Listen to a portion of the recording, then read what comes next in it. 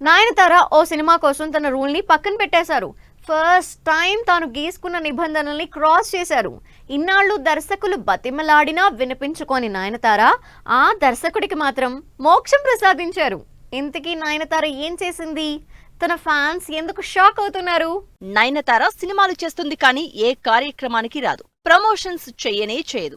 ఒక ఇంటర్వ్యూ కానీ pre release event లో కానీ అస్సలు కనిపించదు. సినిమాకు సైన్ చేసే ముందు ఆమె ఇవన్నీ ఓకే అనుకుంటేనే సినిమా చేస్తుంది, లేకపోతే నిర్మోహమాటంగా నో అనిస్తుంది.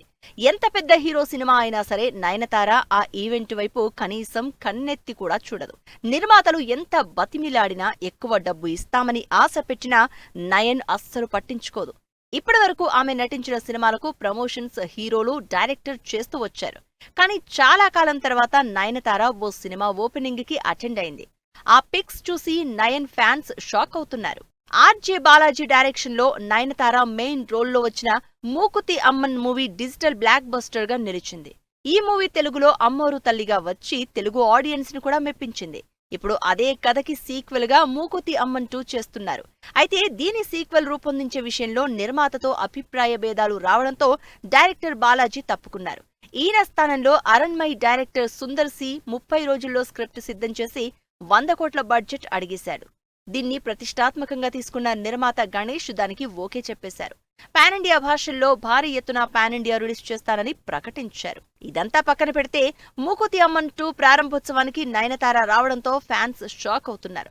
కేవలం ఈ పూజ కోసమే నిర్మాత ₹1 కోటి ఖర్చు చేసి భారీ సెట్ వేశారు. కాలీవుడ్ లో 100కు పైగా ప్రముఖులకు ఖరీదైన ఇన్విటేషన్లు వెళ్లాయి.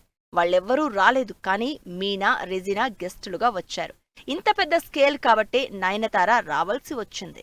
టైటిల్ రోల్ తనదే, పైగా ఆమె లేకుండా ఓపెనింగ్ చేస్తే కామెడీ అయిపోతుంది. దీనికి తోడు ప్రొడ్యూసర్ పెట్టిన కళ్ళు చెదిరే ఖర్చు దెబ్బకు నయనతార రాజీ పడక తప్పలేదు. ప్రారంభోత్సవానికి రాక తప్పలేదు. నైనా పిక్స్ చూసిన నెటిజన్లు ఇదంతా అమ్మోరు తల్లి దయ అంటూ కామెంట్స్ చేస్తున్నారు.